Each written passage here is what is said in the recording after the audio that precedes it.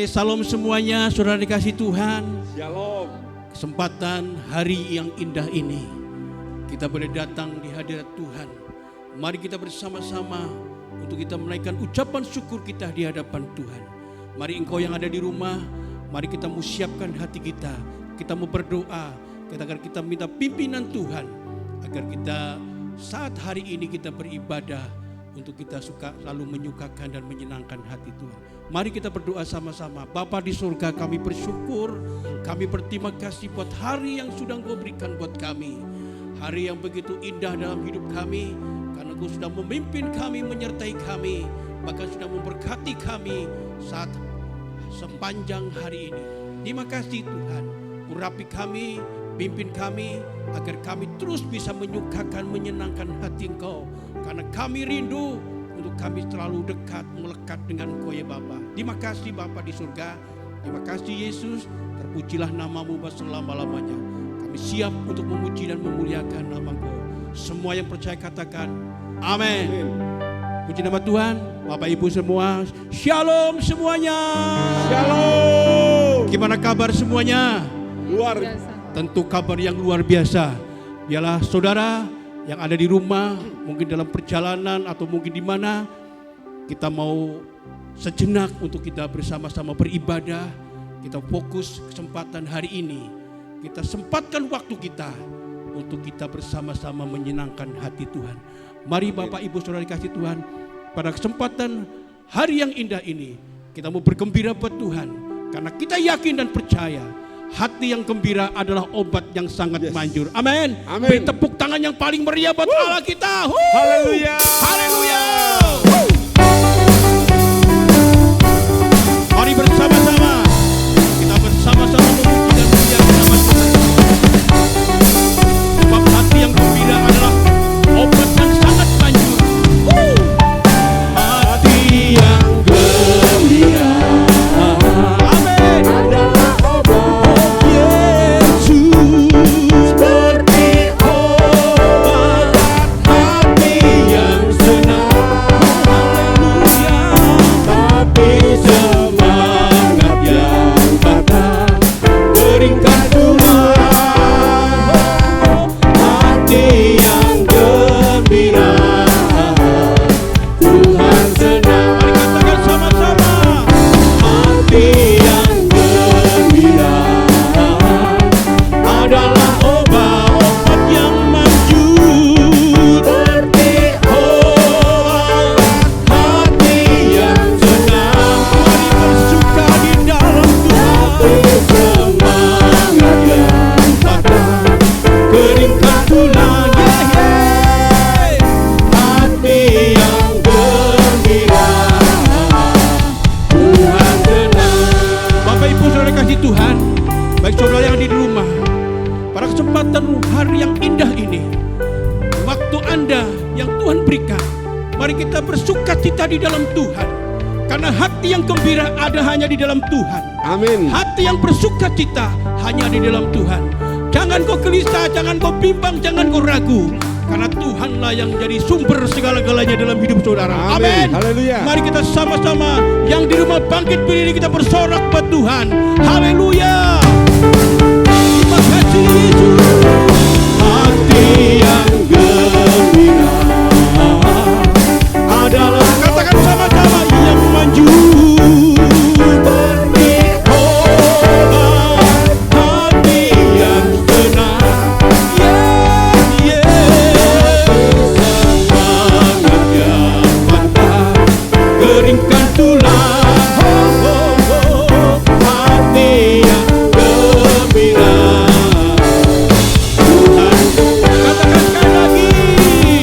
hati yang gembira adalah obat Yang manjur, yang manjur. seperti obat hati yang senang. Mari bersuka di dalam Tuhan. Semangat yang patah keringkan tulang. Hati yang gembira, Mari katakannya lagi.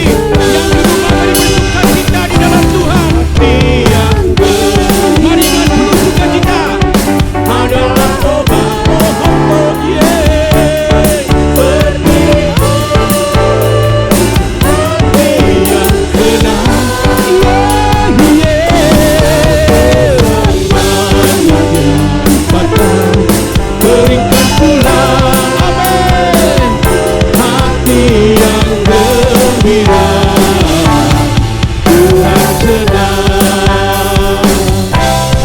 hati yang gembira, Tuhan sedang.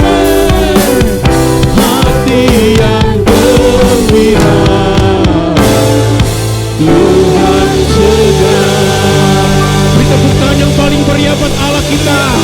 Kita yakin dan percaya pada saat kita ada bersama Tuhan, ada ketenangan, ada sukacita, bahkan ada damai sejahtera di dalam Tuhan.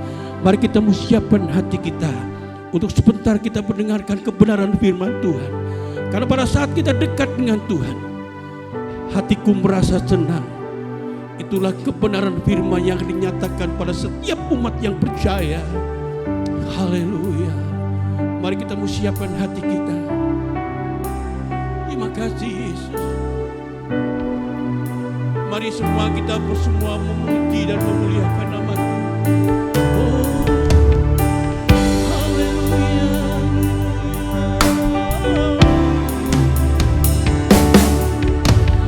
Hatiku tenang berada dekatmu, Kaulah jawaban hidupku. Hatiku tenang berada dekatmu, Kau yang pelihara hidupku. Pertolonganmu begitu ajaib, Kau telah memikat hatiku. Di saat aku tak sanggup lagi, di situ tanganmu bekerja. Pertolonganmu begitu ajaib, Kau telah memikat hatiku. Kini mataku tertuju padamu, ku rasakan kasih-Mu Tuhan. Mari Bapak Ibu Saudara kasih Tuhan yang di rumah mau bangkit berdiri, nyanyikan pujian penyembahan ini. Hatiku tenang berada dekatmu, Kaulah jawaban hidupku. Amin Tuhan. Hatiku tenang Benar. berjalan Mari berada dekat tenang. yang pelihara hidup. Mari semua yang di rumah angkat tanganmu tinggi-tinggi. Pertolonganmu begitu ajaib, Kau telah memikat hatiku. Di saat aku tak sanggup lagi, di situ tanganmu bekerja. Oh, pertolonganmu begitu ajaib, Kau telah memikat hatiku. Kini mataku tertuju padamu, ku rasakan kasih-Mu. Mari katakan dengan iman, dengan percaya. Pertolonganmu begitu ajaib, Kau telah memikat hatiku. Di saat aku tak sanggup lagi, di situ tanganmu bekerja.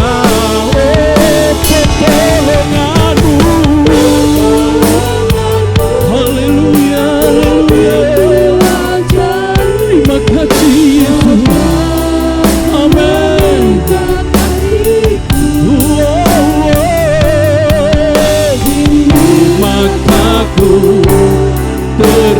tertuju padamu, ku rasakan kasih-Mu Tuhan.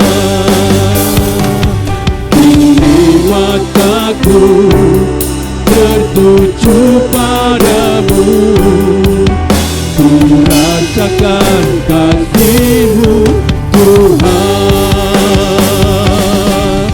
Kini mataku tertuju padamu, ku rasakan kasih-Mu Tuhan.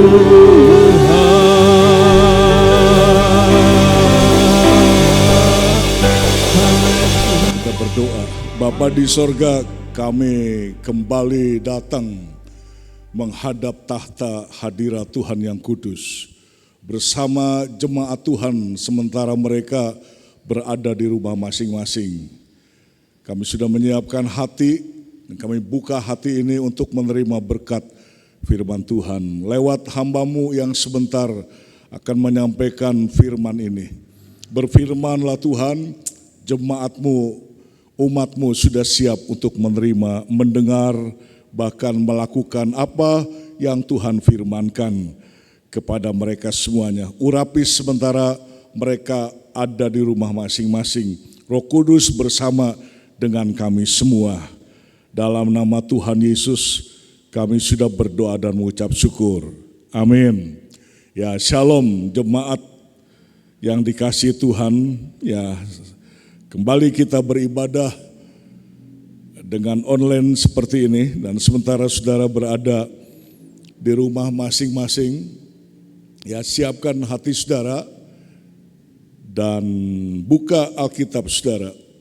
Ya, pegang Alkitab, jangan lupa pegang untuk mengikuti firman Tuhan ini. Kalau sempat dan kalau bisa dengan seboleh-bolehnya saudara mencatat ya perjalanan firman Tuhan ini ayat demi ayat supaya nanti saudara bisa mengulang, merenungkannya kembali sebab firman Tuhan ini sangat berharga dan tidak bisa ditukar dengan apapun yang ada di dunia ini untuk perjalanan hidup kita menuju kerajaan sorga. Ya, nah, saudara, hari ini saya ingin menyampaikan firman Tuhan dengan tema melawan iblis. Ya, melawan iblis. Ya, pertanyaannya begini, apakah kita mampu melawan iblis? Ya, sebagai manusia. Tapi kalau saudara ingat Roma 8 ayat 31, nggak usah dibaca, saya katakan ayat itu begini, ya Roma 8 ayat 31, jika Allah di pihak kita, siapakah yang akan melawan kita? Ya, jadi kalau Tuhan di pihak kita, tidak ada yang bisa melawan kita. Ya, jadi artinya kita bisa melawan iblis. Ya, jadi kalau ditanya apakah mampu? Mampu kalau kita bersama dengan Tuhan. Ya, saudaraku, saya bersyukur dan semua harus bersyukuri kalau sampai hari ini kita tetap ada tinggal bersama dengan Tuhan. Sebab hebat ya pekerjaan iblis ini ganas, dia akan terus berupaya untuk menjatuhkan umat-umat Tuhan di muka bumi ini. Tapi jangan takut, selagi Tuhan beserta kita, kita pasti menang. Saudara, 2 hari lagi bangsa Indonesia akan merayakan hari ulang tahunnya ya yang ke-76, hari ulang tahun kemerdekaan. Ya, kalau saudara ingat ya, akan sejarah kemerdekaan Indonesia ini dan tentu banyak membaca juga dari buku saudara yang pernah sekolah dari SD, SMP, ya lalu SLTA, ya kita terus pernah belajar, diajar oleh guru-guru sejarah, ya kurang lebih kita bisa menarik kesimpulan apa yang diajarkan, ya bahwa Indonesia bisa merdeka karena pernah melawan penjajah, ya pernah melawan penjajah, dan kalau kita baca, kita lihat kadang-kadang ada filmnya, ya melawan penjajah dengan semangat yang luar biasa, semangat perjuangan. Sebab kemampuan rakyat kita dibanding dengan musuh itu jauh, saudaraku, ya, dari alat senjatanya, ya, dari segala sesuatunya, jumlahnya. Tetapi satu hal yang luar biasa yang saya ingat, saudaraku, Indonesia bisa merdeka karena pernah melawan penjajah dengan semangat yang dahsyat, semangat perjuangan. Ya, puji Tuhan, saudaraku, 2 hari lagi kita akan merayakan HUT, kemerdekaan Indonesia yang ke-76. Namun begini, saudara, banyak orang berkata lebih sulit melawan COVID-19 saat ini. Loh, kenapa lebih sulit? Ya sebab kalau penjajah dulu bisa nampak kelihatan, manusia juga sama dengan kita rakyat Indonesia. Tapi COVID, virus yang terus sampai saat ini sudah setahun lebih ada di bumi Nusantara ini, itu tidak kelihatan, saudaraku, tidak kelihatan. Jadi itu lebih sulit daripada bangsa Indonesia melawan penjajah yang kelihatan katanya. Nah, waktu saya diberikan argumen yang seperti itu, lalu saya jawab begini, saudara, ya. Tapi di balik semuanya ada yang lebih sulit, ya, yaitu musuh yang tidak kelihatan juga selain virus corona atau virus delta yang lebih dahsyat lagi. Ada yang lebih sulit, lebih ngeri, ya, musuh yang tidak kelihatan juga. Siapa itu? Iblis, iblis. Kenapa lebih menakutkan, saudara? Saya katakan begini, kalau virus corona, virus delta, ya, itu menakutkan, ya, sebab memang bisa membunuh, mematikan, ya, sampai banyak yang meninggal di Indonesia dan negara-negara lain. Wah, banyak yang lebih dahsyat dari kita di Indonesia, ya, bisa membunuh. Tapi virus hanya terbatas membunuh tubuh, ya, tubuh.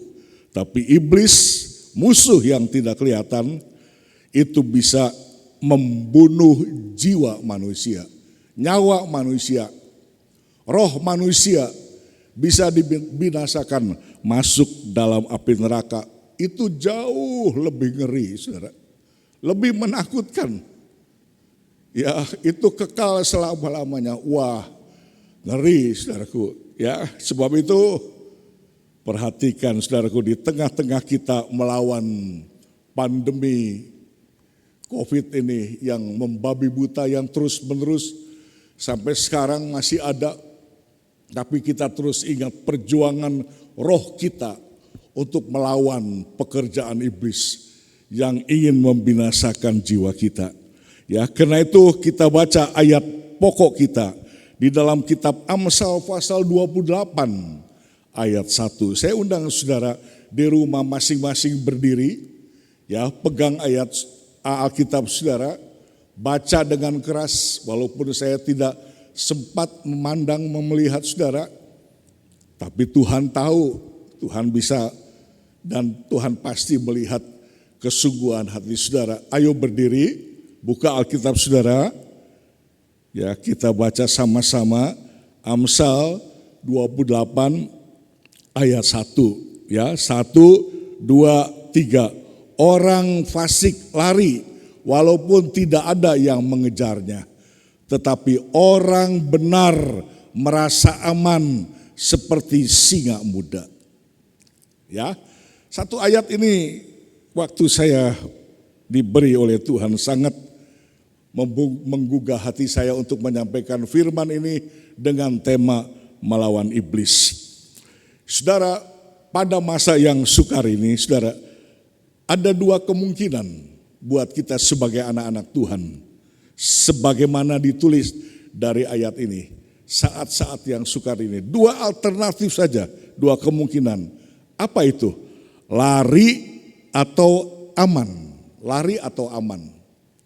Ya, saya lebih suka mengambil terjemahan dari King James, terjemahan bahasa Inggris, Aman itu bukan aman. Kalau bahasa Inggris ditulis bold, berani, ya, berani, bukan aman, saudaraku. Jadi kalau diulangi, saya katakan begini, orang fasik lari walaupun tidak ada yang mengejarnya.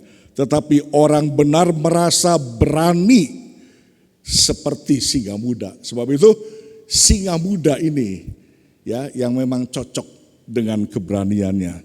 Luar biasa. Jadi saat yang sukar ini ada dua kemungkinan. Saudaraku, buat kita lari atau berani. Orang fasik mesti lari katanya. Nah, kenapa orang fasik lari, saudaraku? Ya, kenapa orang fasik lari? Nah, fasik ini, saudara, kalau berbicara fasik, fasik itu pengertiannya orang berdosa yang rohnya mati. Kata Efesus 2 ayat 1. Ya, nanti saudara catat, nggak usah dibaca. Orang berdosa yang rohnya mati. Dahulu kita itu mati karena dosa kita. Mati itu artinya orang berdosa itu terpisah dengan Tuhan, terpisah dengan Allah. Jadi mati, putus hubungan dengan Tuhan. Nah itu artinya fasik, orang berdosa yang tidak punya kontak, tidak punya hubungan dengan Allah Bapa yang di sorga. Ya, lalu dikatakan orang berdosa ini lari, orang fasik ini lari. Nah lari, bahkan dikatakan lari ketika tidak ada yang mengejarnya. Waduh, tidak ada yang mengejarnya lari. Ya saya berpikir apalagi jelas-jelas ada yang mengejarnya. Wah, ya. Jadi di sini saya menarik kesimpulan betapa takutnya orang fasik ini. Ya, betapa takutnya orang fasik ini, lari dia. Orang berdosa ini lari sebab takut banget. Ya, jadi saya teringat memang ketika Adam dan Hawa jatuh dalam dosa. Lalu dia lihat ketelanjangannya dan lihat dirinya, waduh aku ini, kata Adam, sudah berbuat dosa. Lalu sembunyi, dicari oleh Tuhan, lari terus, dikejar, hei Adam di mana engkau? Kalau Anda baca Kejadian 3 ayat 10, Adam sembunyi karena apa? Di situ dikatakan karena takut menghadap Tuhan, takut berhubungan dengan Tuhan. Ya, jadi lari itu karena luar biasa takutnya. Ya, nggak ada yang mengejar pun takut. Jadi takut ini karena dosa, saudara. Takut ini karena dosa. Jadi orang fasik itu orang berdosa dan begitu takutnya. Saudara, coba lihat 2 Timotius 1 ayat 7. Dalam ayat ini firman Tuhan berkata 2 Timotius 1 ayat 7. Sebab Allah memberikan kepada kita bukan roh ketakutan. Nah, jadi artinya begini, ketika Anda menerima anugerah keselamatan ini, kita enggak mungkin lagi punya roh ketakutan. Melainkan roh yang membangkitkan kekuatan, kasih, dan ketertiban. Ya, jadi anugerah Tuhan itu tidak memungkinkan kita takut untuk menghadap Tuhan, untuk berhubungan dengan Tuhan, untuk bertemu dengan Tuhan, bertemu dengan firman Tuhan. Ya, jadi kalau saudara beribadah dengar firman Tuhan dan firman Tuhan disampaikan, saudara nggak takut. Ya, apapun yang Tuhan perintahkan, ajarkan, nasihatkan, saudara berani untuk menerimanya, apa yang dari Tuhan, ya. Sebab Allah memberikan kepada kita, menganugerahkan kepada kita bukan roh ketakutan. Saudara, jadi lihat saudaraku, pada dasarnya takut. Jadi orang berdosa itu pada dasarnya takut, ya. Dan ketakutan ini bisa berkembang, terus bertumbuh. Jadi kalau saudara menjadi anak-anak Tuhan, hidupnya terus dengan ketakutan, ya terus dengan takut, ya tidak berani melangkah untuk hidup benar, ya tidak berani melangkah untuk hidup dalam kekudusan dan sebagainya. Itu ketakutan itu akan terus berkembang menghadapi persoalan dunia ini, pencobaan, ya kesulitan dunia. Ya kadang-kadang saudara anggap, wah aku ini sendiri, siapa yang bisa menolong? Padahal kalau saudara telaah firman Tuhan dan terus ikuti firman Tuhan, enggak mungkinlah kita sendiri. Tuhan berjanji terus menyertai kita. Ya, kalau saudara perhatikan berkali-kali hamba Tuhan mengatakan di dalam Alkitab ada ditulis 365 kali perkataan jangan takut. 365 kali, tepat seperti hari-harinya tahun kita. Jadi dalam setahun itu 365 hari. Jadi artinya Tuhan berkata jangan takut, tiap hari jangan takut. Ya kita kan punya Tuhan, jangan takut. Ya tiap hari kita kan punya Tuhan dan Tuhan selalu bersama kita. Ya, saudaraku, itu kehidupan orang berdosa. Jadi saudara perhatikan nih hari ini. Jadi kalau saudara hidup penuh dengan ketakutan, coba dicek and recheck. Kita ini benar nggak di hadapan Tuhan? Itu orang fasik yang takut. Ya sebab Amsal 28 ayat 1 berkata, kalau orang benar, dia merasa berani. Berani bukan aman. Tadi saya katakan kalau dalam terjemahan bahasa Inggris, bold, berani. Ya, benar, orang benar tuh berani. Nah, apa sih orang benar itu? Saudaraku, orang benar itu ya definisinya begini, kita bukan sok benar. Bukan karena kita hebat, benar. Saya bisa berbuat benar. Saya bisa melakukan yang benar. Saya bisa melangkah dengan benar. Saya bisa, ya segala sesuatu yang benar karena diri saya. Bukan, saudaraku. Definisi manusia menjadi benar itu karena anugerah Tuhan. Jadi kita ini dibenarkan karena anugerah Tuhan. Sebab enggak ada seorang pun yang benar. Kata surat Roma, semua berbuat dosa.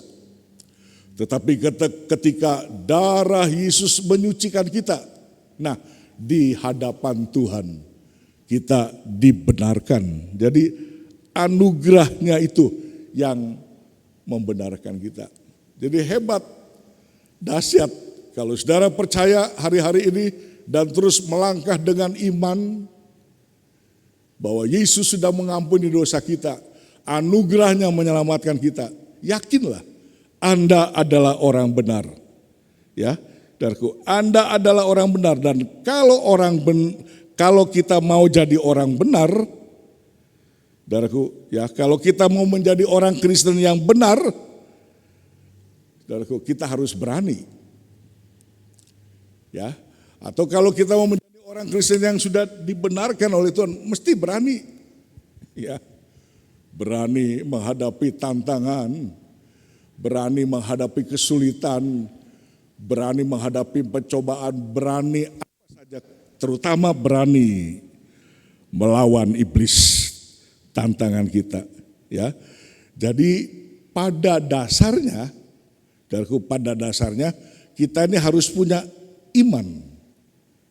Ya, karena dibenarkan oleh anugerah, harus punya iman. Ya saudaraku, dan ketika kita punya iman harus berani.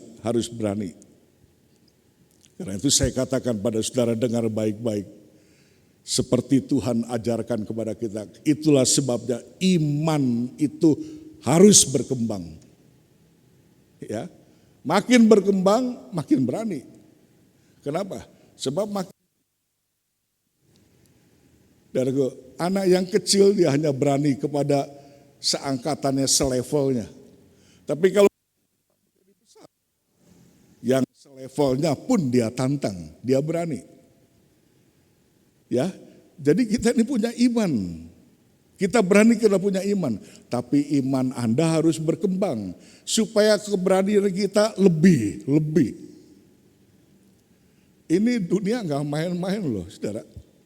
Wah, saya kalau sehari-hari karena di rumah sharing dengan istri, saudaraku, ya, saya katakan dahsyat dunia ini. Kok kita hidup di saat seperti ini, ya, malah kasihan, ya, anak-anak cucu yang hidup seperti ini sampai kapan ini? Ya, saudaraku, kesulitan dunia makin bertambah. Ya, kita harus tambah terus iman kita, ya. Makin sulit, makin besar iman kita. Supaya selevel, bahkan kita lebih lagi. Kalau kesulitannya besar, iman saudara kecil, dilipas kita oleh pekerjaan iblis. Ya, iman kita harus terus berkembang. Saudaraku, itu sebabnya saya katakan pada saudara, kita perlu ajaran firman Tuhan. Kita perlu diajar oleh firman Tuhan. Saya bersyukur jemaat yang terus mengerti ajaran firman Tuhan, dia makin berani melangkah, dia makin berani bersama Tuhan, berani melawan pekerjaan dosa, pekerjaan iblis. Kenapa itu? Sebab berkembang. Ajaran firman Tuhan di dalam hidupnya, dia terus menangkap yang diajarkan Tuhan. Firman Tuhan yang seperti apapun dia tangkap, dia terima, dia mengerti. Hebat aku. Sehingga kalau toh iblis bekerja dengan luar biasa, mesti dia muncul sebagai pemenang. Ya, luar biasa saudaraku. Jadilah anak Tuhan yang berani hari-hari ini. Ya, orang benar seperti Anda dan saya, sebab darah Yesus menyucikan dosa kita lalu membenarkan kita. Saudaraku, kita menjadi pemberani untuk menghadapi semua pekerjaan iblis yang mengganggu kita pada akhir-akhir ini. Ya. Nah, itulah sebabnya saya lihat banyak anak Tuhan yang berani berkorban. Ya, sebab dia tahu kebenaran, dia berkorban hartanya, waktunya, ya, tenaganya, talentanya dengan tulus, dengan sungguh-sungguh. Dia berkorban untuk Tuhan. Aku, ya, luar biasa. Tapi kadang-kadang ada pertanyaan begini yang sangat menggelitik. Loh, katanya berani, sungguh-sungguh kepada Tuhan. Kamu ibadah betapa beraninya, sungguh-sungguh disuruh berkorban uang, pelayanan, ya, waktu, tenaga, apa saja kamu berani. Ya, katanya berani. Tapi kenapa menghadapi COVID kok takut? Ya. Kenapa menghadapi COVID kok takut? Ya, saudaraku, takut bukan berarti ada kesempatan yang ditakut itu lalu kita menjadi takut. Bukan, saudaraku. Bukan seperti itu. Ya, jadi kalau ditanya seperti itu, kenapa kok takut dengan COVID ini? Katanya pemberani. Tantang dong. Kalau saya ditanya, Pak Gembala, Pak Pendeta, ya, dengan virus COVID, saya jawab dengan cepat, ya takutlah. Takut, semua takut. Kenapa? Sebab kita dikejar-kejar. Manusia dikejar-kejar hingga ada dan banyak yang mati di dunia ini. Ya, yang mengejar. Ya, lalu takut. Ya, saya bilang takut. Karena itu kalau pemerintah memberikan begini, harus di rumah saja, PPKM, nurut kita. Sebab kalau tidak, bukan hanya bahaya buat orang lain, juga bahaya buat diri kita sendiri. Nah, kalau begitu gimana jadinya jalan keluarnya? Katanya pemberani, berani berkorban, berani melayani, sebab Tuhan bersama. Kok ada COVID takut mati sebab manusia dikejar-kejar bisa mati. Kok begitu? Saya mengajak saudara kita lihat Yesaya 40 ayat 28 sampai 31. Yesaya 40 buka ayat 28 sampai 31. Begini firman Tuhan, tidakkah kau tahu? Jadi artinya dengar baik-baik, Anda semua jemaat di rumah, Anda harus tahu ini. Saudara harus tahu ini, ya. Dan tidakkah kau dengar? Jadi artinya ketika saudara mendengar firman ini, saudara harus tahu betul loh ini firman. Ya, dengar ya, saudara dengar, tapi perhatikan sampai mengerti, sampai tahu, artinya sampai mengerti. Tuhan ialah Allah kekal. Tuhan ialah Allah kekal. Atau kalau boleh saya artikan untuk firman Tuhan ini, begini dengar, sama saja firman Tuhan itu kekal. Firman Tuhan itu kekal. Yesus berkata, langit bumi ini boleh lenyap. Satu kali memang akan lenyap, dibakar oleh Tuhan bumi ini. Tapi satu titik saja, ya, dalam bahasa Gerikanya dikatakan satu iota saja, dia tidak akan lenyap. Sebab firman Tuhan itu kekal selama-lamanya. Yang menciptakan bumi dari ujung ke ujung. Perhatikan, ia yaitu siapa? Tuhan. Tuhan itu siapa? Firman Tuhan. Firman Tuhan tidak menjadi lelah dan tidak menjadi lesu. Ya. Saudara kalau dengar ayat ini harusnya malu loh. Malu tuh kenapa? Begini, kadang-kadang saudara capek toh ngikuti firman Tuhan. Loh. Firman Tuhan diajar terus, dididik terus. Ya ada yang malah terus ngomel, kapan? Enggak ada yang sempurna lah. Ada saja yang ada saja dosanya. Jadi kadang-kadang seseorang itu berontak. Tuhan terus mengajar, mendidik. Lalu ngomel, bersungut-sungut, berbantah-bantah, melawan, malah akhirnya enggak peduli kepada firman Tuhan. Ya, Tuhan tidak pernah lelah dan tidak menjadi lesu. Dia tidak terduga pengertiannya. Ya, jadi artinya begini, saudaraku, Tuhan itu tidak pernah berhenti untuk mengajar, mendidik kita sebagai gerejanya. Sampai ngerti loh. Ya. Itu sebabnya, saudaraku, pintu gereja terbuka lebar kalau kita ibadah. Ya, dan seorang hamba Tuhan gembala sidang nggak tahu hati jemaat yang datang ini suka atau enggak dengan firman Tuhan. Mungkin ada yang datang mengeluh, tidur di gereja, atau dengar kuping kiri keluar kuping kanan. Tapi ingat, Tuhan tidak pernah berhenti untuk mengajar, mendidik jemaat Tuhan. Sampai mengerti. Tuhan tidak pernah kehabisan untuk mendewasakan gerejanya. Saya kalau berkata, saya berdoa tengah malam luar biasa, terima kasih Tuhan.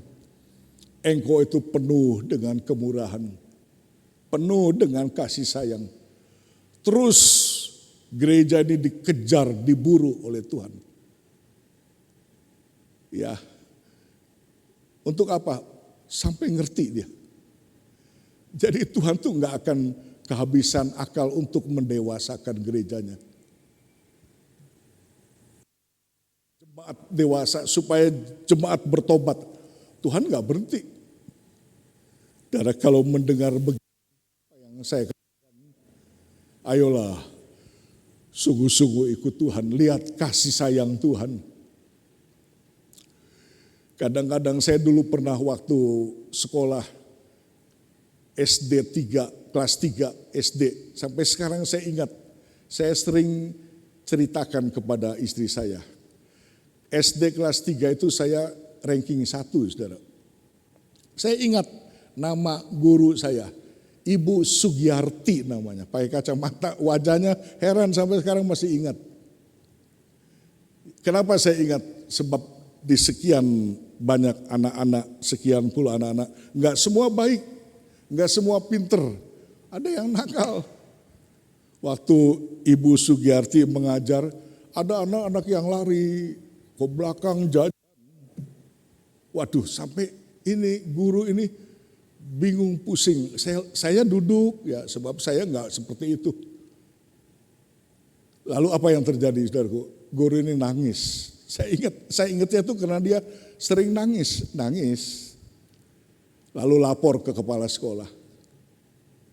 Tapi yang dahsyat apa yang terjadi?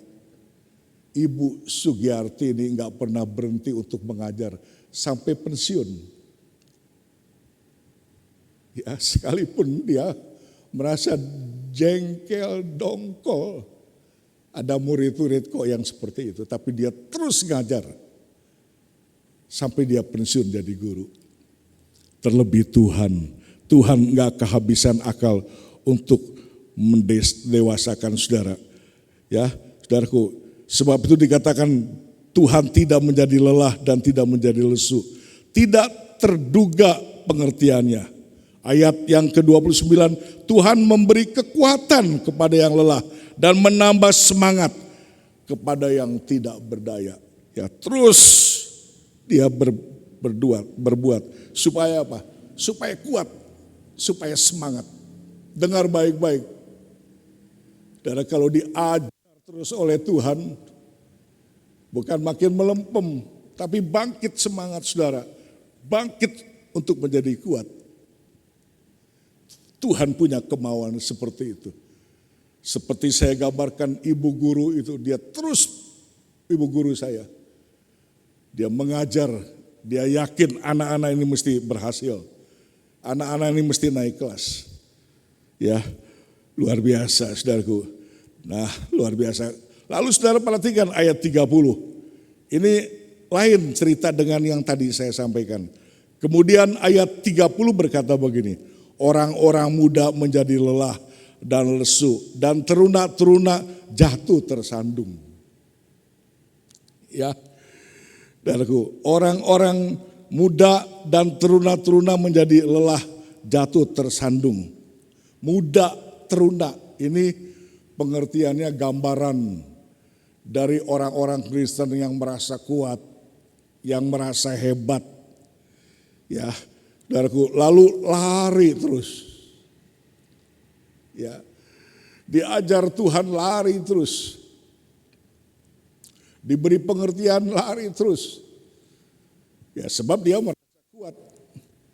Seperti teruna, seperti kaum muda. Aku lari juga.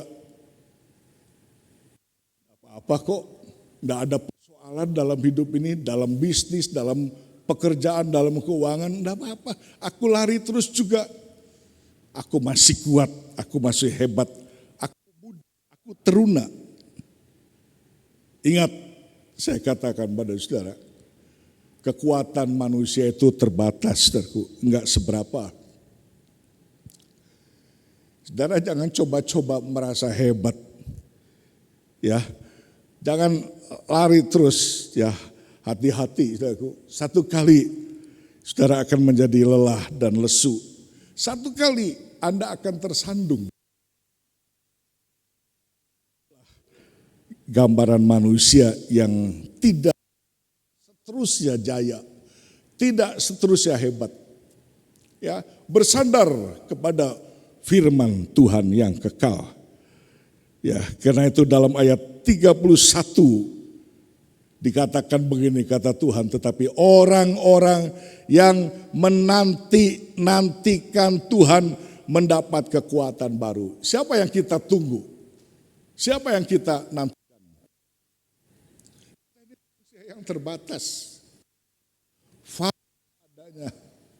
Sementara lari tahu-tahu tersandung. tahu-tahu geletak. Ya, ada anak-anak Tuhan, bahkan hamba-hamba Tuhan yang begitu gigih, melayani Tuhan hebat. Tahu-tahu geletak. Ya, karena sudah waktunya Tuhan panggil dengan adanya COVID ini. Ya, terbatas. Kekuatan manusia ini betul-betul terbatas. Tapi nantikan Tuhan. Siapa Tuhan?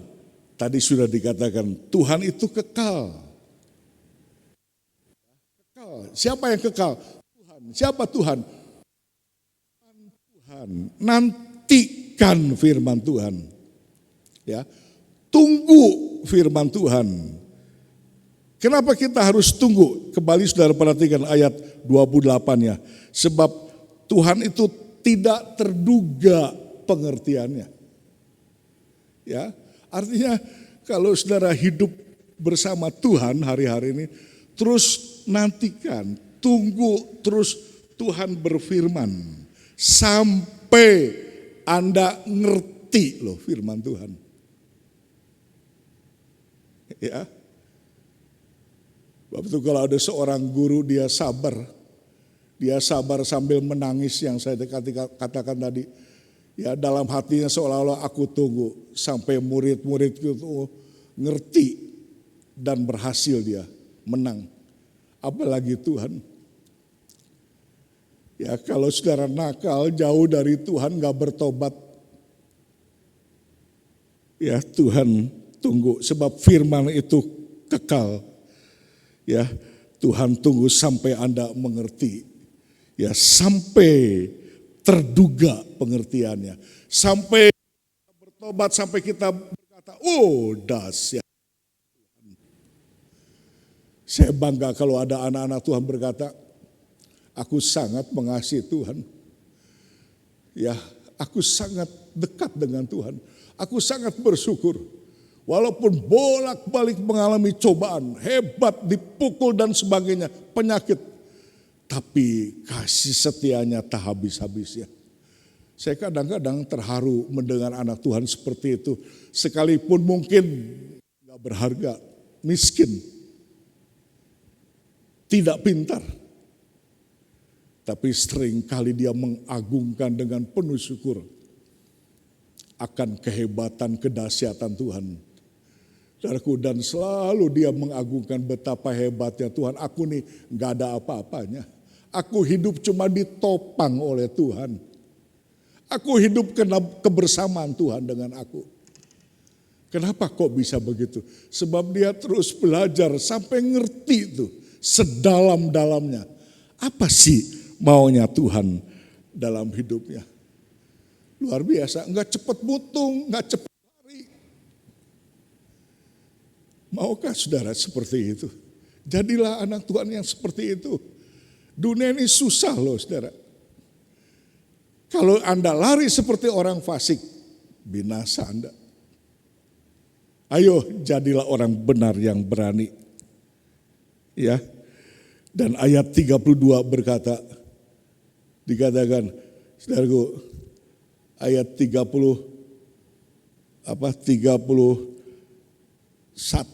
mereka berlari dan tidak menjadi lesu. Mereka berjalan dan tidak menjadi lelah. Ya, dengan adanya COVID ini semua jadi lari. Ya, tadi sebelum saya buka ayat ini saya katakan semua berani. Saya berani korban, saya berani buang waktu, tenaga, uang. Tapi kok kenapa takut sama COVID? Saya katakan siapa yang gak takut? Semua larilah sebab takut mati. Ya, jadi dengan adanya COVID ini lari, tapi ayat ini saudaraku bukan karena takut lari itu. Tapi ketika berlari tidak menjadi capek, ini enggak capek ini. Bukan seperti ayat tadi yang sok muda, sok teruna. Lari enggak capek ini bukan lari takutan COVID. Tapi ketika lari justru makin kuat dia. Seperti terbangnya burung Raja Wali. Luar biasa, Anda dan saya sekarang harus berlomba lari terus. Bukan larinya orang fasik ini, ayat 31 ini. Kalau saudara baca seperti Filipi 3 ayat 14, berlari-lari kepada tujuan untuk memperoleh hadiah panggilan sorgawi. Ya, maukah saudara berlari seperti ini? Ayo, jemaat, kita sudah jarang ketemu, tapi setiap hari saudara bertemu dengan Tuhan lewat firman dan doa saudara. Ayo terus lari, lari. Ya, menuju panggilan surgawi. Puji Tuhan. Haleluya. Saudara, dengan demikian, lanjut saya mau katakan begini, kita sekarang ini di rumah saja. Ya, saudaraku, ada banyak orang dan mungkin Anda, saya nggak ngerti, jemaat ya di rumah. Dan kebanyakan orang menjadi mengeluh secara jasmani, mengeluh ya tidak beraktivitas, penghasilan kurang, ngomel, stres, macam-macam karena di rumah saja. Bahkan secara rohani, saudaraku, ada yang menjadi tawar. Ini hati-hati. Ya, kita ini lama ndak ibadah onset, nggak ibadah di gereja, nggak bertatap muka satu dengan yang lain, terutama dengan saya. Hati-hati menjadi tawar, lesu, nggak ada semangat ikut Tuhan, hati-hati. Ya, seolah-olah saudara lari terus, tapi larinya seperti orang fasik. Mikirin, waduh, juga hidup di dunia ini, takut COVID. Sampai saudara capek tuh mikirin COVID, akhirnya secara jasmani saudara ngomel, stres, rohani juga menjadi tawar terhadap Tuhan. Saudara hati-hati, ya saya mau katakan hati-hati. Kenapa? Sebab ketika Anda di rumah, iblis itu nunggu loh. Itu sebabnya saya katakan ketika di rumah berjaga, berdoa terus, sibuk dengan Tuhan. Doa, baca firman Tuhan. Ya, karena iblis menunggu. Ya, saudaraku, sebelum adanya COVID, kita begitu semangat ibadah. Kita begitu semangat melayani di gereja. Tapi begitu ada COVID, kita di rumah. Kalau saudara sampai lemah, rohani, jasmani, malas, stres, uang karena penghasilannya kurang, hati-hati.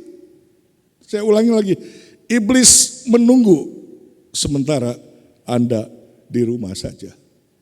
Bapak itu kita lihat firman ini. Ketika Yesus dicobai oleh iblis dalam Injil Lukas pasal 4. Ayat 1 sampai 13. Ayat 1 sampai 13. Ya. Saudara, kita lihat cerita ini. Lihat perikopnya pencobaan di padang gurun. Jadi Yesus ini dicobai di padang gurun. Tapi kisah ini paling tidak saudara mengerti. Yesus melawan iblis. Alhasil apa? Menang dia. Menang. Saya mau tanya saudara, Anda ini pengikut Yesus apa pengikut iblis? Pasti 101% saya lebih satu tuh. Anda semua amin, kami ini pengikut Yesus. Nah, kalau Yesus melawan iblis menang dalam Lukas 14 ayat 1 sampai 13, kita juga ketika mendengar firman Tuhan ini, kami juga mau lawan iblis, kami juga harus menang. Amin. Ya, haleluya, saudaraku. Dan kita lihat ayat terakhir, ayat 13 ya, dikatakan begini. Sesudah iblis mengakhiri semua pencobaan itu, selesai sudah. Yesus dicobai, nggak berhasil dia, iblis. Saudara, ya kalah dia. Lari, tapi terus lari tunggang langgang tidak. Setelah iblis mengakhiri pencobaan itu, perhatikan. Iblis mundur daripada Yesus dan menunggu waktu yang terbaik. Enggak terus pergi, udah selesai. Mundur tapi menunggu waktu yang terbaik.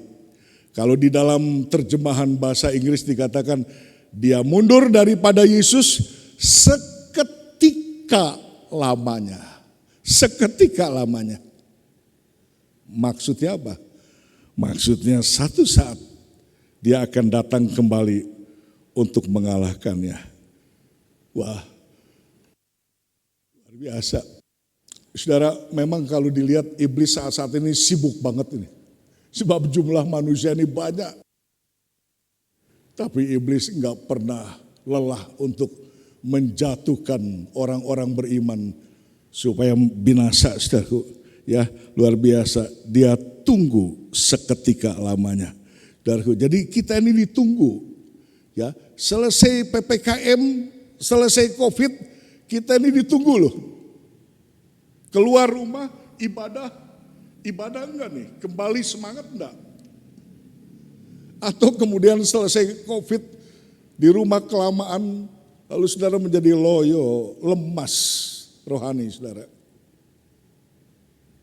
Dengar firman Tuhan ini, kita ditunggu loh keluar dari rumah ini.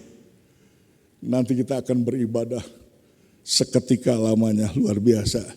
Saudaraku, ya, karena itu sementara di rumah, nantikan Tuhan.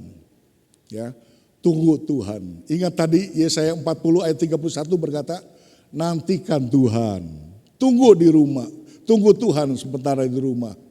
Artinya baca firman Tuhan. Kalau saya berkhotbah ini dengar sampai habis. Doa, minta terus perlindungan kekuatan Tuhan. Taati firman Tuhan. Minta Roh Kudus terus mengurapi saudara. Tunggu, sebab iblis menunggu saudara. Kita lihat bagian pertama. Apa yang terjadi? Ayat 1 sampai 4 begini bunyinya.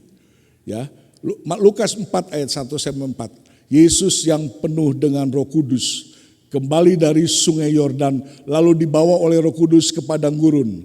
Di situ Yesus tinggal 40 hari lamanya dan dicobai iblis. Selama di situ Yesus tidak makan apa-apa dan sesudah waktu itu Yesus lapar.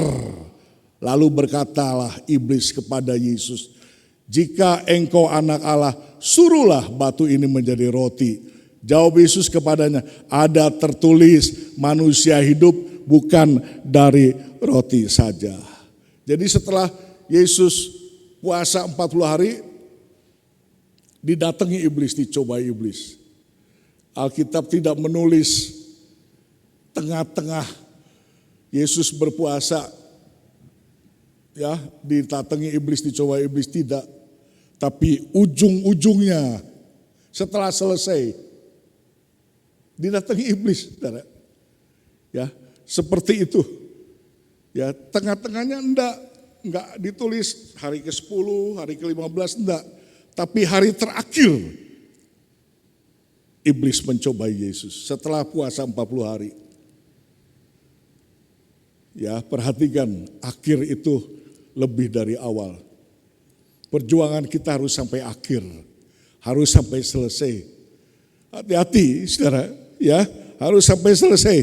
Lihat saat lapar iblis menyuruh Yesus, apa? Kata iblis, ubahlah batu ini menjadi roti. Yesus enggak jawab. Ubah batu ini jadi roti, enggak dijawab. Tapi saya mau berkata begini, saudara. Kalau seandainya Yesus jawab, Yesus akan menjawab begini. Hei iblis, terbesit sedikit pun tidak ada dalam benak pikiranku untuk mengubah batu ini menjadi roti. Sekalipun aku ini lapar banget. Itu terpikir sedikit pun di dalam pikiranku, mikir aja dikit aja. 0,001% pun gak ada aku mau ubah satu batu ini jadi roti. Ya, saudaraku, saya mau katakan begitu pada saudara. Kenapa mungkin Yesus berkata? Sebab begini kata Yesus, bikin malu.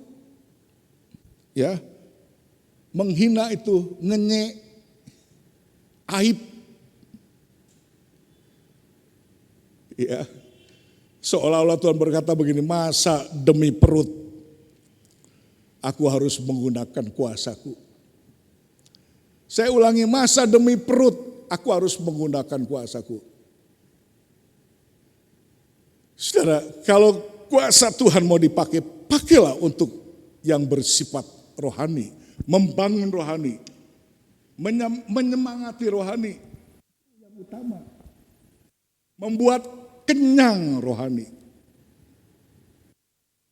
Akhir-akhir ini kita lihat saudaraku, ini sudah ngetren zaman sekarang ini. Ya, teologi kemakmuran, banyak hamba Tuhan ya berbicara tentang berkat yang berlimpah. Ya, saudaraku. Ya. Terus banyak jemaat penuh datang dengar itu tentang makmur, tentang diberkati, tentang soal perut. Lalu jemaat yang datang mikir, boleh juga nih. Aku dalam keadaan sulit nih, perlu berkat nih. Dipikir dulu tuh, mau.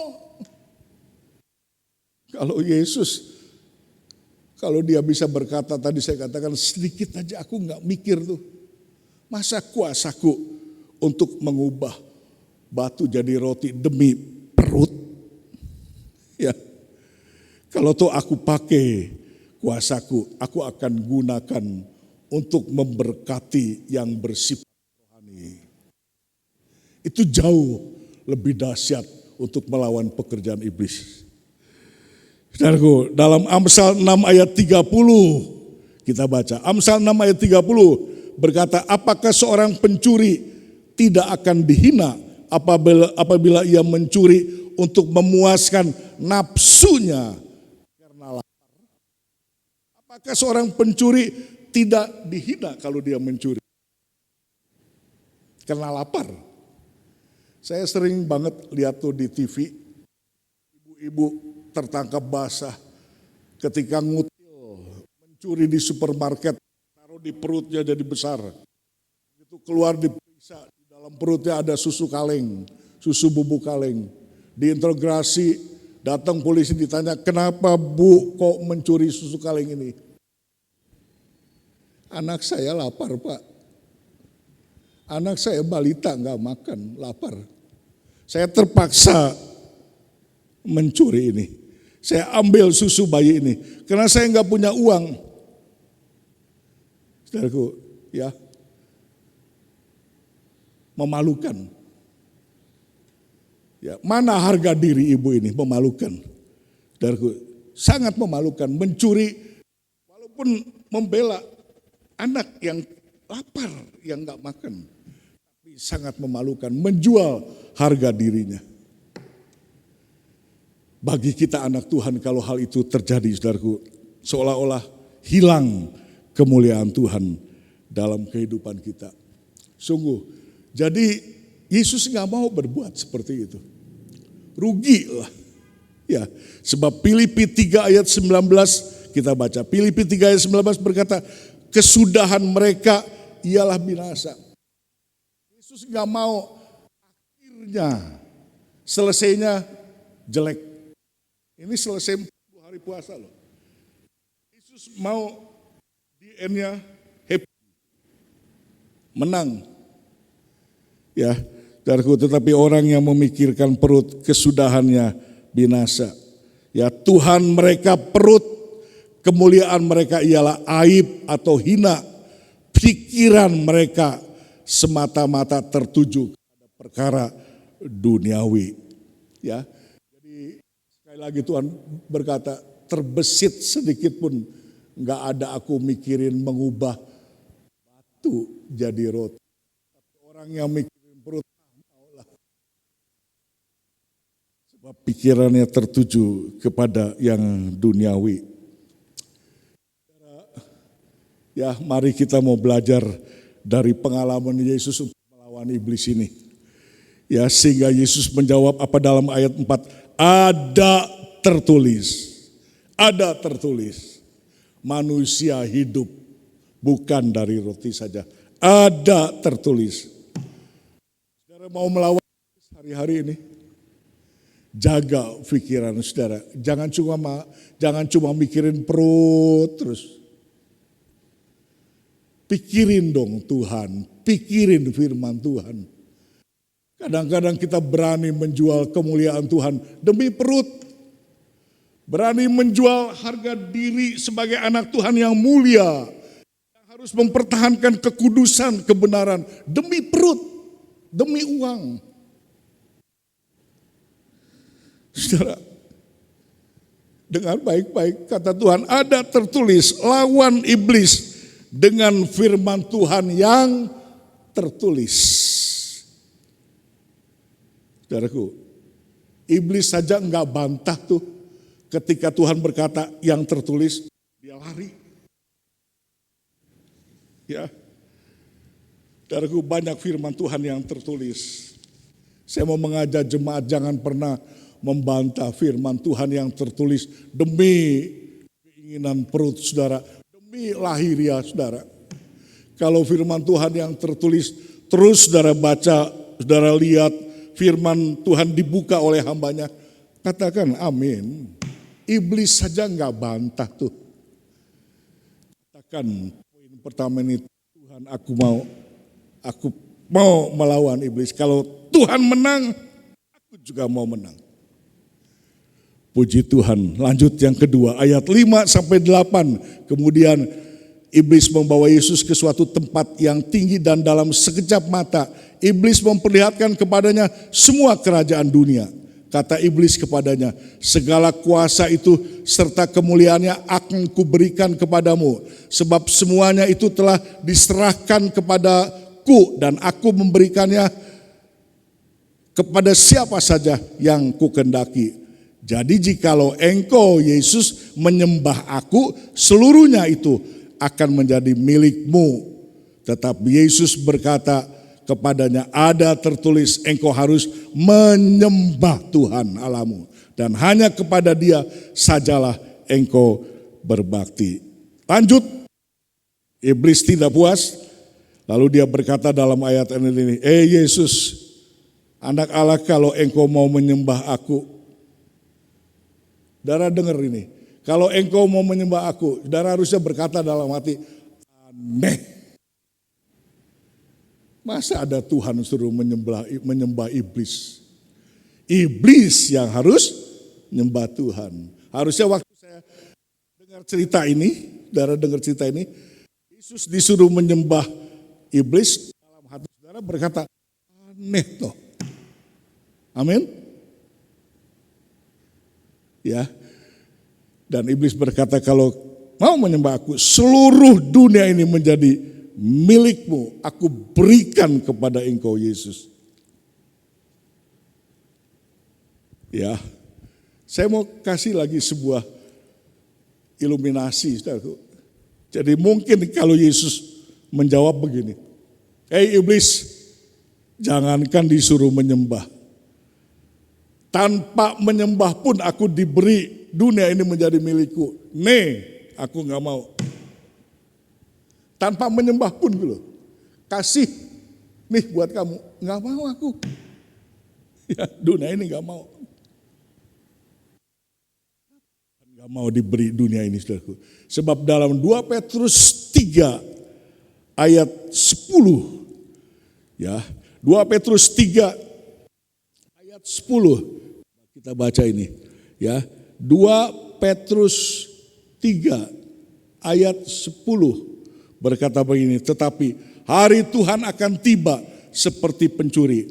Pada hari itu langit akan lenyap dengan gemuruh yang dahsyat dan unsur-unsur dunia akan hangus dalam nyala api. Dan bumi dan segala yang ada di atasnya akan hilang lenyap. Dunia, bumi di atasnya dan semua unsur-unsurnya akan hilang lenyap. Karena itu saya ulangi, Tuhan katakan, jangankan nyembah, enggak nyembah juga aku enggak mau. Kenapa? Semua mau hilang, lenyap. Ngapain aku memiliki bumi yang bakal hilang? Ngerti, saudara? Ngapain? Buat apa? Ya, lebih baik aku memiliki manusia bertobat. Menjadi milikku. Dia enggak akan hilang. Sebab dia punya roh yang kekal di dalam dirinya. Nanti dia akan bersama dengan aku. Bumi ini dia akan hilang. Begitu luar biasa Tuhan. Ya, jadi Allah itu kekal. Bumi ini enggak kekal. Langit dan bumi satu kali lenyap. Allah kekal, kita manusia kekal. Itu sebabnya kalau Tuhan mau berkata, saudara, aku mau menjadi milikmu. Dan katakan pada Tuhan, aku juga mau jadi milik Tuhan. Ya, haleluya saudaraku, luar biasa saudaraku. Karena itu saudaraku, jangan saudara menjadi aneh-aneh toh. Jadi orang Kristen itu. Jadi kadang-kadang ada yang lebih aneh loh. Jadi saya katakan kalau sampai Yesus menyembah iblis, ada yang lebih aneh. Apa? Kalau sementara saudara menyembah Yesus sebagai Allah, lalu hati saudara ingin memiliki dunia ini. Aneh kan? Ayo, pikir. Menyembah Allah, aku menyembah Yesus Juru Selamat. Ingin memiliki itu. Jadi kalau saudara mungkin menggantikan posisi Yesus, saudara katakan, aduh kalau aku sih tak ambil ini. Ya, hati-hati tipu daya iblis, saudaraku. 1 Yohanes 2 ayat 15 sampai 17 kita baca. 1 Yohanes 2 ayat 15 sampai 17 berkata begini. Janganlah kita mengasihi dunia dan apa yang ada di dalamnya. Jikalau kita mengasihi dunia, maka kasih Bapa tidak ada di dalam kita. Sebab semua yang ada di dalam dunia, yaitu keinginan daging, keinginan mata, serta keangkuhan hidup, bukan berasal dari Bapa, melainkan dari dunia. Perhatikan ayat 17. Dunia ini sedang lenyap dengan keinginannya. Tetapi orang yang melakukan kehendak Allah tetap hidup selama-lamanya. Jangan ingin dunia. Lawan iblis hari-hari ini.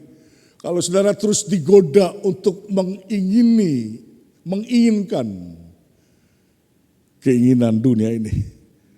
Keinginan mata, hawa nafsu, keangkuhan. Lawan.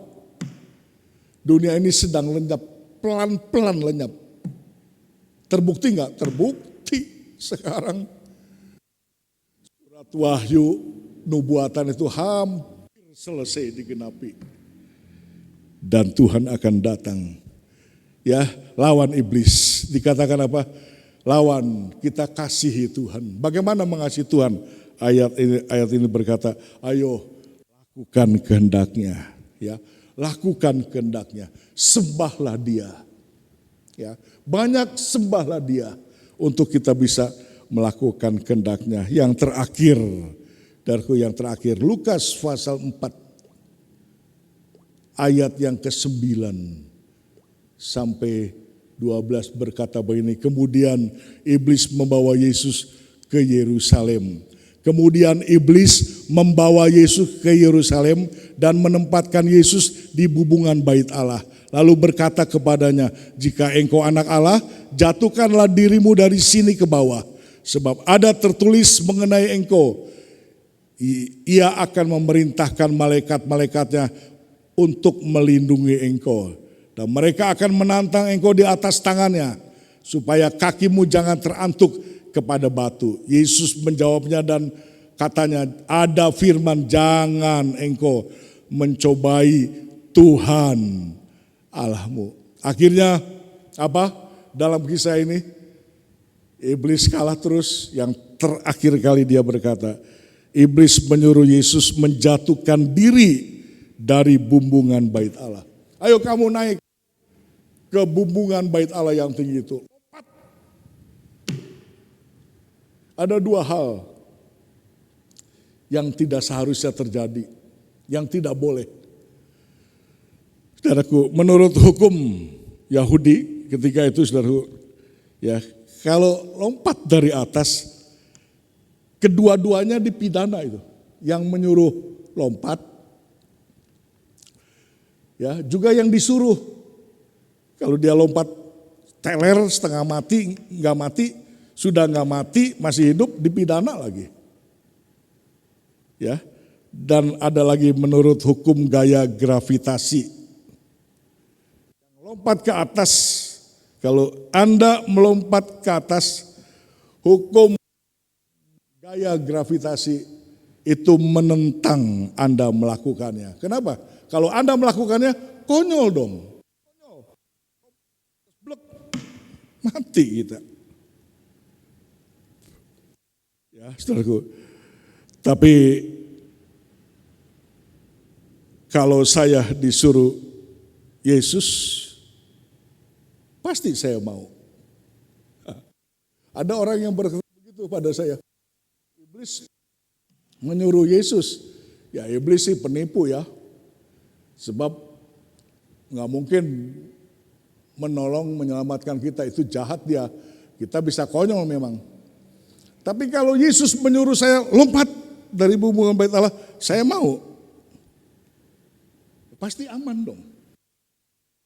Tapi saya mau tanya, apa Yesus mau nyuruh-nyuruh yang begitu? Seperti iblis, ayo lompat dari ketinggian. Yesus pasti tidak akan menyuruh kita untuk melompat, saudaraku. Ya, itu kalau ada anak Tuhan bunuh diri, ya, yang bunuh diri katanya sudah tulis surat dulu. Aku sudah bertobat, sudah minta maaf kepada Tuhan, minta ampun. Nanti aku kalau mati masuk surga, lalu bunuh diri. Ya, datang ke rel kereta api, minum baygon, gantung diri. Menyuruh begitu. Di dalam suratnya, Tuhan berbisik dalam hatiku, kamu bunuh diri saja nanti masuk surga. Saudara, ya, Tuhan tidak akan menyuruh seperti itu, konyol. Konyol. 1 Korintus 10 ayat 13 berkata, Tuhan tidak akan mencobai kita lebih dari kekuatan kita. Enggak mungkin. Enggak mungkin. Tuhan tuh kalau memberikan cobaan, batas-batas normal yang bisa dimengerti. Ya toh. Tadi saya katakan orang lompat dari ketinggian hukum gravitasi saja tidak mengiyakan, saudara. Di bidang hukum pun disalahkan kita kalau berbuat seperti itu. Dan Tuhan pun gak akan menyuruh itu. Sebab Tuhan kalau mencobai kita gak akan melebihi kekuatan kita. Karena itu saudara perhatikan bagian terakhir ini. Saya sangat terharu mendengar ini ketika saya lihat pengertian ini. Ayat 9. Ini bagian terakhir dikatakan ketika iblis membawa Yesus ke Yerusalem. Jadi waktu iblis bawa Yesus ke Yerusalem, saudaraku, sampai di situ kalau titik Yesus, oke. Kenapa saudaraku? Sebab Yerusalem itu artinya damai sejahtera. Yerusalem itulah sebabnya sorga digambarkan sebagai Yerusalem baru. Yerusalem itu damai sejahtera, shalom. Kerajaan sorga digambarkan seperti Yerusalem baru. Ada sebuah nyanyian berkata, kalau ku cari damai, hanya ku dapat dalam Yesus. Kalau Yesus dibawa oleh iblis, dibawa ke Yerusalem, sampai di situ saja hati Yesus sudah nyes ke Yerusalem. Wah, oke. Oke. Jadi Yesus itu tahu loh, tujuannya Yerusalem itu cuma satu aja. Damai sejahtera. Enggak macam-macam. Enggak macam-macam. Ya, dengar saudara, kita mau tutup dalam doa ini. Dan minta Roh Kudus kembali memberikan hikmat pada saudara.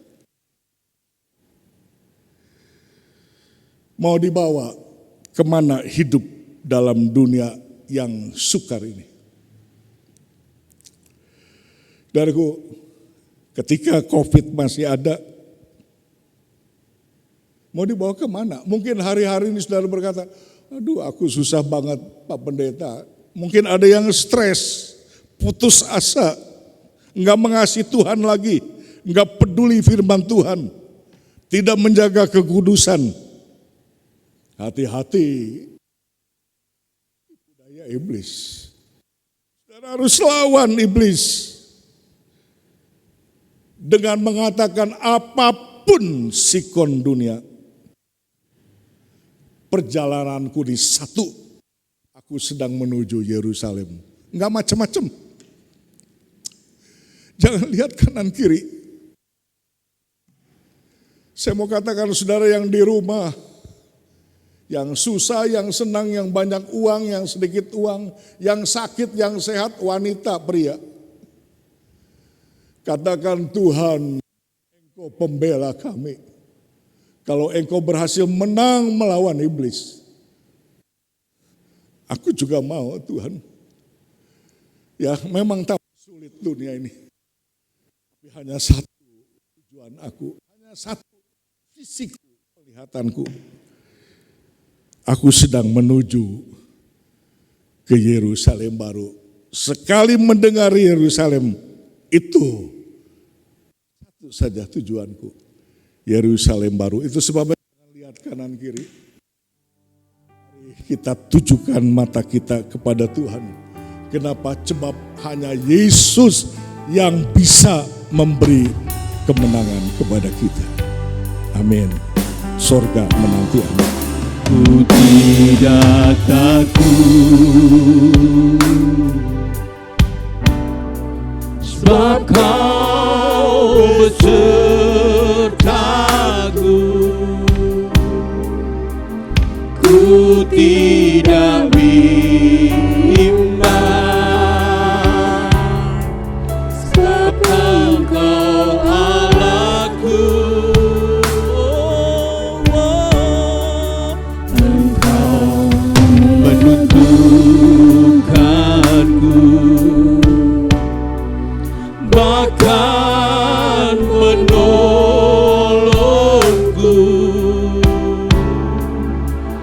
Kau batu karangku,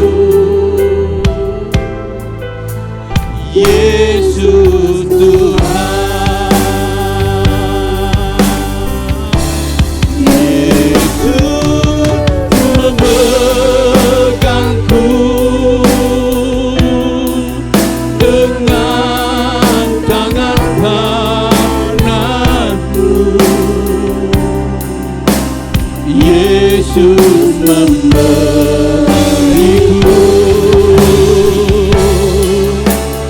kemenangan. Oh Yesus memegangku dengan tangan kananmu. Yesus memberiku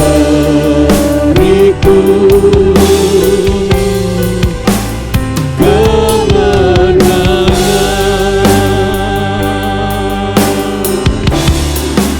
Ku tidak takut. Amin Tuhan. Sebab Kau besertaku.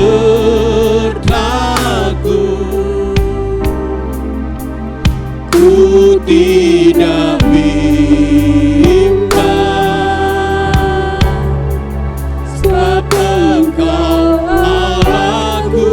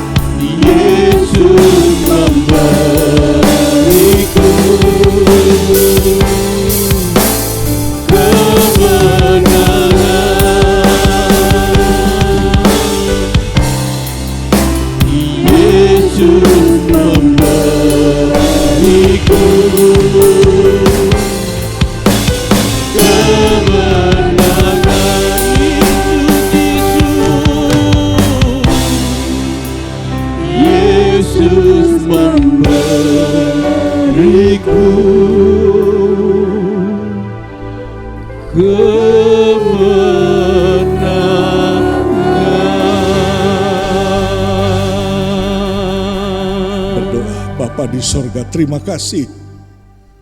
Kami perlu mendengar panjang lebar firman-Mu Tuhan. Sebab betapa hausnya seminggu umat-Mu di rumah. Mereka berdiam. Mereka tidak ada aktivitas dan hanya sesaat ini, minggu, mungkin 1 jam, mungkin lebih kami dengar firman-Mu, tapi kami berterima kasih, kami bangga ada banyak firman disampaikan buat kami. Kami mau mengikut Engkau Yesus, kami gak mau kalah. Kalau Engkau menang, kami juga mau menjadi pemenang. Tuhan, kalau Engkau berani melawan, kami juga mau melawan. Terima kasih, jadikan kami orang benar yang berani. Tuhan, Roh Kudus urapi kami. Kami semua sudah rindu untuk tatap muka ibadah di gereja. Tuhan, tanamkan firman-Mu, kami tetap dekat dengan Tuhan. Kami setia kepada Engkau, kepada firman-Mu. Apapun yang terjadi, kami enggak mau tahu. Tujuan kami cuma satu, kalau kami dengar Yerusalem, itulah kota damai. Itulah sorga buat kami. Makasih, berkati jemaat-Mu di rumah masing-masing. Usaha pekerjaannya, keuangannya, kesehatannya, anak-anak yang sekolah. Berikan hikmat akal budi, rumah tangganya, hidup nikahnya, kesehatannya, semuanya. Terutama hidup rohaninya Tuhan. Pegang erat-erat hidup kami. Tolonglah kami gak mau jauh dari Tuhan. Makasih, dunia hanya sebentar lagi Tuhan, kami ingin jumpa Engkau. Makasih Bapa. Di dalam nama yang kudus Tuhan Yesus Kristus, hamba sudah berdoa dan mengucap syukur. Amin. Ya, sebelum kita pulang, saudara, ibadah kita, ya, doakan ya tanggal 22 yang akan datang kita bisa ibadah di gereja seperti biasa pagi dan sore. Kalau terjadi itu, ibadah kita disertai dengan perjamuan kudus, baik pagi maupun sore. Ya, tapi nanti saudara akan mendengar pengumuman di gereja sebelum minggu tanggal 22 di grup HOB, ya. Seperti itu. Kalau di gereja jangan lupa ada perjamuan kudus, pakai baju putih dan pakai pin. Ya, ibadah kita nanti seperti itu. Ya, saudara, korban-korban jangan perhatikan, jangan lupa sebulan ini saudara tidak mempersembahkan kolekte, kumpulkan di rumah, ya, bawa nanti pada saat kita bisa beribadah di gereja.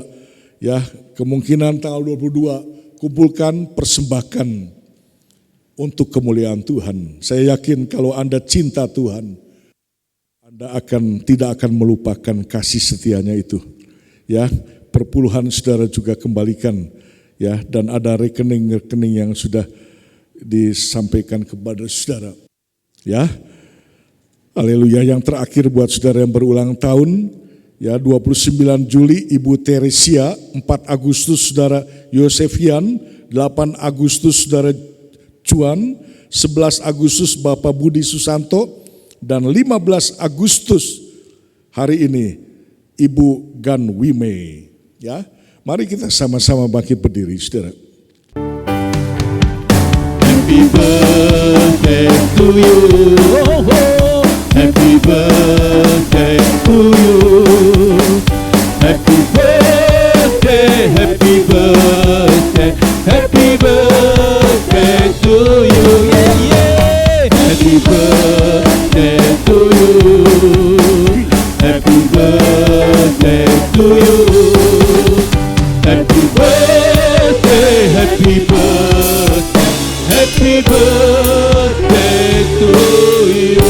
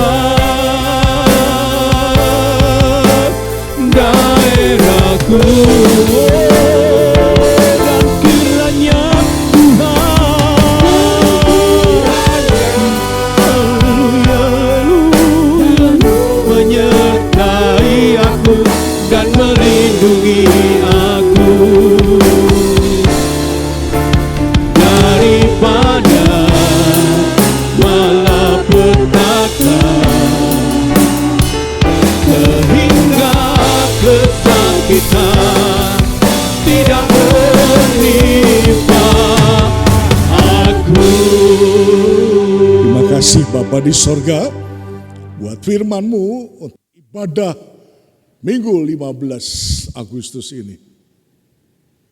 Sekali lagi hamba minta, pelihara domba-domba-Mu ini Tuhan, terus Engkau jaga dengan baik. Kami ingin mengumpulkan mereka untuk masuk Yerusalem yang baru. Itu tempat yang kami nantikan. Makasih Bapak, kami doakan mereka yang berulang tahun, yang sudah disebutkan namanya tadi oleh hamba-Mu. Engkau jamah, sementara mereka di rumah masing-masing, tumpangkan tangan-Mu, turunkan berkat-Mu ke atas hidupnya. Berkat jasmani, berkat rohani, demi nama Bapa, Anak, dan Roh Kudus, yaitu dengan nama Tuhan Yesus Kristus, anugerah, kasih setia, kemurahan, belas kasihan Tuhan menyertai mereka semuanya, sekarang, seterusnya, sampai selamanya. Terima kasih. Haleluya. Buka tangan saudara jemaat Tuhan di rumah masing-masing dengan berdiri. Ya, akhirnya Tuhan memberkati engkau dan melindungi engkau. Tuhan menyinari engkau dengan wajahnya dan memberi engkau kasih karunia. Tuhan menghadapkan wajahnya kepadamu dan memberi engkau damai sejahtera. Berkat ini semuanya dari Allah Bapa, Allah Anak, dan Allah Roh Kudus, itu dengan nama Tuhan Yesus Kristus, untuk berkat jasmani terutama rohani saudara hari ini sampai selama-lamanya, di dalam nama yang kudus Tuhan Yesus Kristus. Semua yang di rumah juga mengatakan amin. Shalom, shalom, damai Allah turun ke atasmu sekarang. Shalom, shalom, damai Allah sekarang dan selamanya. Seperti sungai